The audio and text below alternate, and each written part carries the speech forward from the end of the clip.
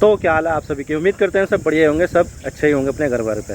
तो देखिए, गाय के ऊपर भारत में बहुत ही ज़्यादा हमें सेंसिटिव चीज़ें देखने को मिलती है। गाय का मुद्दा बहुत ही ज़्यादा सेंसिटिव मुद्दा है, ख़ास करके बीजेपी के लिए, क्योंकि बीजेपी की जो काफ़ी ज़्यादा जो पॉलिटिक्स है, जो राजनीति है, वो गाय के मुद्दे के आसपास ज़्यादा चलती है।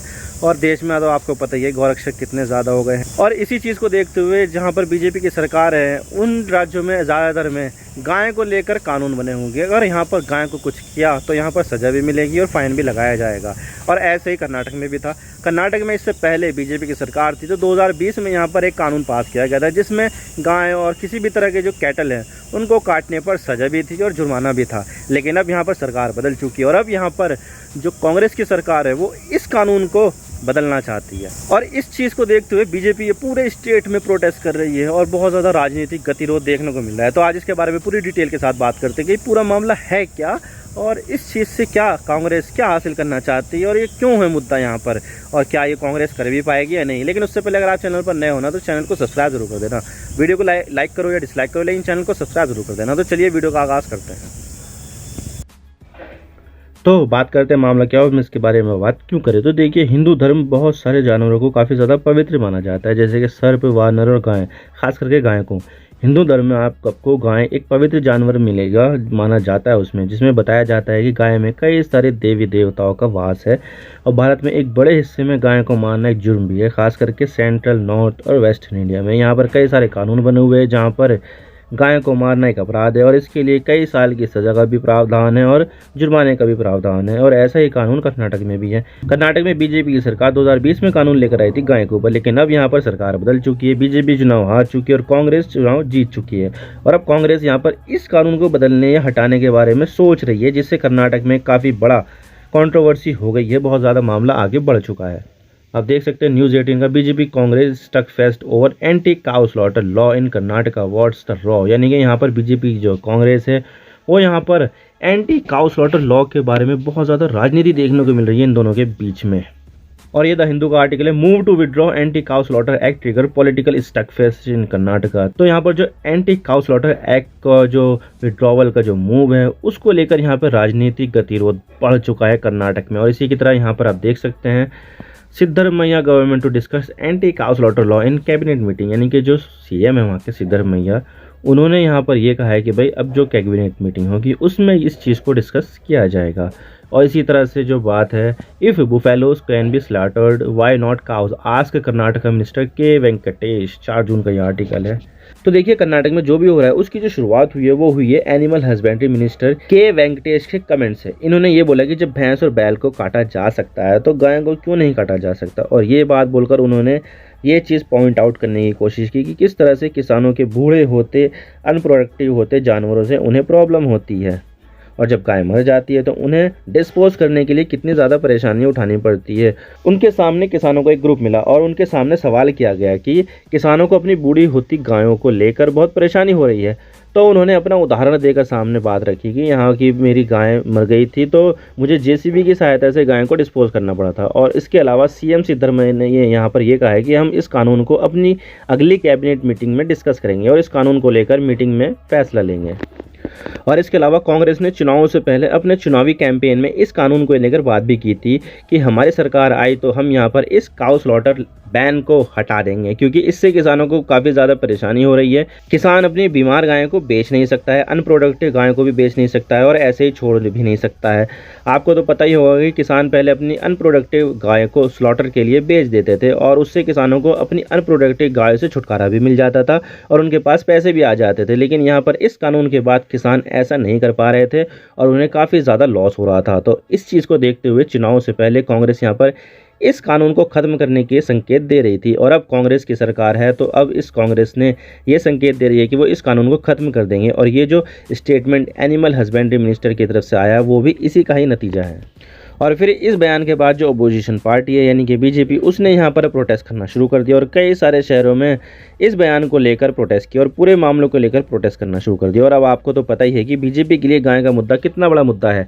नॉर्थ ईस्ट राज्यों में बीजेपी की सरकार है लेकिन वहाँ पर खुलेआम गायों को काटा जाता है, लेकिन वहाँ पर बीजेपी की सरकार होते हुए भी विरोध नहीं करती है बीजेपी। खैर, ये तो बीजेपी की राजनीति है कि गाय काटने का विरोध इधर करो और नॉर्थ ईस्ट और गोवा जैसे राज्यों में काटो और वहाँ पर कोई विरोध मत करो। और सीएम सिद्धरमैया ने यहाँ पर इस कानून को लेकर ये कहा है कि जो भी अमेंडमेंट किए जाएंगे वो बातचीत और सहमति के बाद ही किए जाएंगे। लेकिन कांग्रेस नेता और राज्यसभा एमपी रणदीप सिंह सुरजेवाला ने यहाँ पर एनिमल हस्बेंड्री मिनिस्टर को उनके स्टेटमेंट के ऊपर लताड़ा भी है कि भाई इसकी ज़रूरत नहीं थी तुम्हें देने की। लेकिन सवाल यह आता है कि जिस कानून के बारे में इतनी बातें हो रही है कि हम इसे हटा देंगे, नहीं इसे हटाकर तो दिखाओ तुम, और ये सब बातें हो रही है, तो ये कानून क्या है? तो देखिए, इस कानून का नाम है Karnataka prevention of slaughter and preservation of cattle act. इसे 2020 में कर्नाटक की विधानसभा और विधान परिषद से पास किया गया था और उस समय बीजेपी के पास सरकार थी और बहुमत था, तो उसने ये बिल आसानी से पास करवा लिया और ये 2021 में लागू हो गया। और इस कानून से पूरे कर्नाटक राज्य में कैटल को काटना पूरी तरह से बैन हो गया, चाहे गाय हो, बैल हो, भैंस हो या भैंसा हो, सभी तरह के कैटल को मारना पूरी तरह से बैन हो गया। लेकिन यहाँ पर भैंसों के मामले में मामला अलग है, क्योंकि यहाँ पर अगर कोई भैंस 13 साल से ऊपर हो तो उसको अथॉरिटी से इजाज़त लेकर काटा जा सकता है, वरना सभी तरह के कैटल को काटना बैन है। लेकिन उस समय कांग्रेस और जेडीएस ने इस कानून का विरोध किया था और वॉकआउट कर दिया था, और इस कानून के उल्लंघन पर 7 साल तक की जेल और 5 लाख तक का जुर्माना लगाया जा सकता है। इससे पहले जो कानून था उसमें सभी तरह के कैटल, गाय, भैंस और बैल को 12 साल के बाद काटा जा सकता था, लेकिन अगर उससे पहले ही कोई काटे तो उसको 6 महीने की जेल या 1000 का जुर्माना लगाया जा सकता था। यानी कि इस बार का कानून बहुत ही ज़्यादा सख्त कानून था। और इतना ही नहीं, इस नए कानून से आप कैटल की ट्रांसपोर्टेशन भी नहीं कर सकते हो और उसके मीट को भी बेच नहीं सकते हो। तो ये है कानून जिसको लेकर मामला सामने आ रहा है। लेकिन सवाल ये आता है कि सरकार ये कानून लेकर क्यों आई थी? तो देखिए, गाय हमेशा से बीजेपी और बीजेपी जैसे दूसरे राइट विंग ऑर्गेनाइजेशन के लिए काफ़ी बड़ा मुद्दा है। आरएसएस और विश्व हिंदू परिषद जैसे संगठन बीजेपी के लिए कोर सपोर्ट बेस हैं और इसी मुद्दे को लेकर बीजेपी कई राज्यों में सरकार में है। तो यहाँ पर भी बीजेपी की सरकार थी और बीजेपी के लिए ये एक धार्मिक मामला ज़्यादा है, किसानों के मामले से ज़्यादा एक धार्मिक मामला है बीजेपी के लिए। तो सरकार ने 2020 में इसे पास करवा दिया कानून को। वैसे देखा जाए तो 2008 से लेकर 2013 के बीच भी बीजेपी की सरकार कर्नाटक में थी और 2010 में बीजेपी ऐसा कानून लेकर आई थी, उसकी कोशिश की थी, लेकिन उस समय केंद्र में कांग्रेस की सरकार थी और गवर्नर भी कांग्रेस से था, तो तब कर्नाटक की सरकार ऐसा नहीं कर पाई थी। लेकिन 2019 में कांग्रेस और जेडीएस के एमएलए को तोड़कर बीजेपी ने कर्नाटक में वापस से सरकार बना ली और केंद्र में भी 2020 में बीजेपी की सरकार थी, तो तब बीजेपी ने आसानी से इस कानून को पास करवा लिया। लेकिन सवाल यह आता है कि इस कानून से क्या क्या मुश्किलें किसानों के सामने आ रही थी, रेपरकशन क्या क्या थे?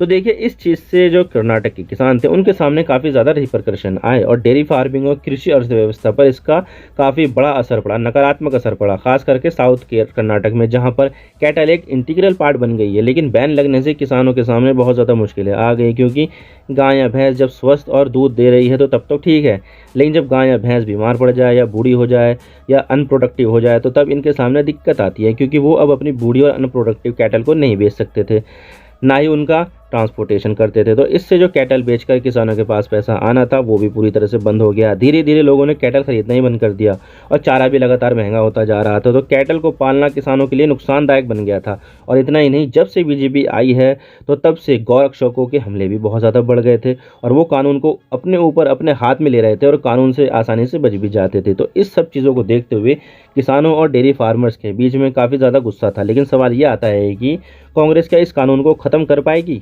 तो देखिए, कांग्रेस सरकार का ये पोल प्रॉमिस है और 2023 में चुनाव से होने से पहले ही कांग्रेस ने यहाँ पर अपने मैनिफेस्टो में भी ये बोला था कि कांग्रेस की सरकार आने पर बीजेपी ने जो एंटी फार्मर्स लॉ बनाए हैं उन सबको विड्रॉ किया जाएगा और जो भी पॉलिटिकली मोटिवेटेड केस है किसानों के ऊपर उन सबको भी विड्रॉ किया जाएगा, जिसमें ये एंटी काउ स्लॉटर लॉ भी आता है। और कांग्रेस यहाँ पर ये कानून को हटाकर वापस से 1964 वाला कानून लाना चाहती है, जिसमें कैटल को अनप्रोडक्टिव होने और 12 साल उम्र पूरी हो जाने पर उसको स्लॉटर करने की परमिशन दी जाती थी। हालांकि यहाँ पर कांग्रेस अपना हर कदम बारीकी से रख रही है, क्योंकि साउथ इंडिया में गाय का मुद्दा इतना बड़ा ना हो, लेकिन नॉर्थ इंडिया में गाय का काफ़ी बड़ा मुद्दा है। और अगले साल 2024 में लोकसभा चुनाव भी है, जिसमें कांग्रेस का काफ़ी कुछ दांव पर लगा हुआ है और हो सकता है कि कांग्रेस कर्नाटक में ये कानून हटाए तो इसका नुकसान कांग्रेस को नॉर्थ इंडिया में हो जाए।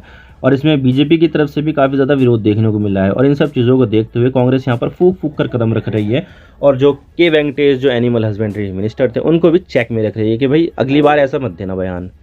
तो आई होप आपको सारी बातें समझ में आ गई होगी। अगर वीडियो थोड़ा सा भी पसंद आए तो लाइक कर देना वरना डिसलाइक कर देना, लेकिन चैनल को सब्सक्राइब जरूर कर देना। आपके एक सब्सक्रिप्शन से हमें आगे कंटेंट बनाने की मोटिवेशन मिलती है। Thank you for watching. I really appreciate your precious time. God bless you all. Now signing off.